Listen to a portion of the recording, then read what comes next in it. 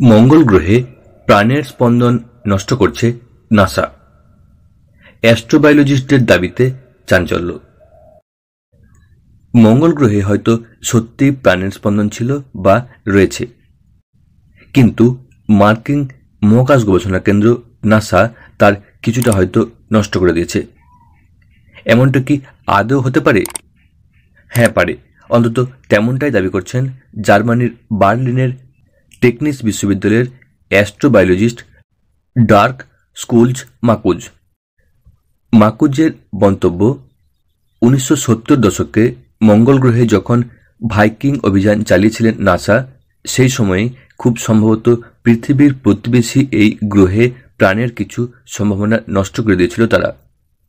যদিও নাসা সেটা ইচ্ছাকৃতভাবে করেনি বলেই মনে করেন মাকুজ। উল্লেখ্য, 1976 সালে নাসার তরফে ভাইকিং 1 অভিযান শুরু করা হয়।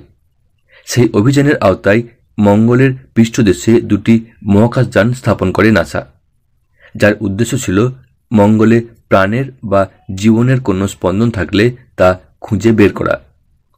এই অভিযানের বেশ কিছু পরীক্ষা নিরীক্ষা করা হয়েছিল, যেমন মঙ্গল গ্রহ থেকে যে সমস্ত মাটির নমুনা সংগ্রহ করা হয়েছিল তার সঙ্গে জল ও পুষ্টিকর বিভিন্ন উপাদান মিশিয়ে তার ফলাফল যাচাই করা হয়। এমনটা করার কারণ ছিল, বিজ্ঞানীরা অনুমান করেছিলেন পৃথিবীতে জীবন ধারণের জন্য যে সমস্ত উপাদান দরকার মঙ্গলের ক্ষেত্রেও তা প্রযোজ্য হবে। প্রাথমিকভাবে এই পরীক্ষার ফল ইতিবাচক মনে করেছিলেন বিজ্ঞানীরা। তাদের মনে হয়েছিল মঙ্গলে জীবনের স্পন্দন তারা খুঁজে পেয়েছেন। কিন্তু কয়েক দশক ধরে এ নিয়ে বিতর্ক চলার পর অধিকাংশ গবেষক ও বিজ্ঞানী মনে করেন সংশ্লিষ্ট অভিযানে প্রাপ্ত প্রাথমিক স্তরের ফলাফল আদতে ভুয়ো। এই প্রসঙ্গে মাকুচের তথ্য হতেই পারে সেই সময় ভাইকিং মহাকাশযানগুলি মঙ্গলে প্রাণের সন্ধান পেয়েছিল, কিন্তু অনিচ্ছাকৃতভাবে সেই মহাকাশযানগুলি সেই সম্ভাবনা নষ্ট করে ফেলেছে।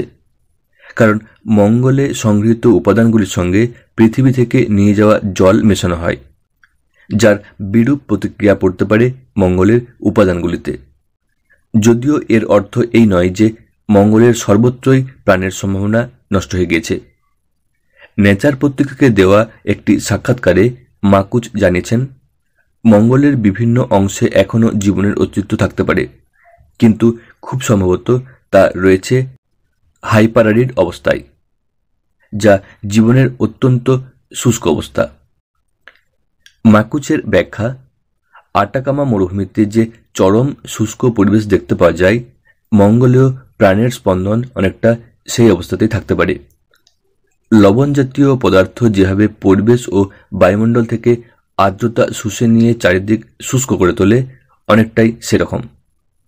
মাকুস এই প্রসঙ্গে বলেন, নাসার ভাইকিং মহাকাশযানগুলি মঙ্গলে অভিযান চালানোর সময়ই সম্ভবত সেখানে জীবনের কিছু সম্ভাবনা নষ্ট করে দিয়েছে, কারণ তারা অতিরিক্ত পরিমাণে জল ব্যবহার করেছিল।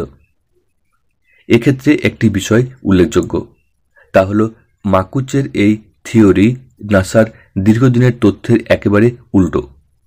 নাসা বরাবর বলে এসেছে পৃথিবীর বাইরে জীবনের সন্ধান পেতে গেলে সবার আগে জলের সন্ধান করতে হবে, কিন্তু মাকুচ একেবারেই তার বিপরীত যুক্তি পেশ করেছেন।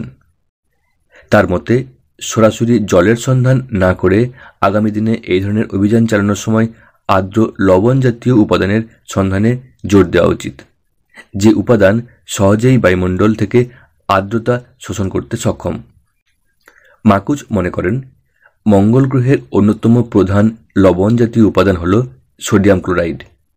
তার মধ্যে অতি সূক্ষ্ম অবস্থায় প্রাণের অস্তিত্ব থাকলেও থাকতে পারে, কারণ একইভাবে পৃথিবীর বুকেও কিছু ব্যাকটেরিয়া দিব্যি বেঁচে আছে।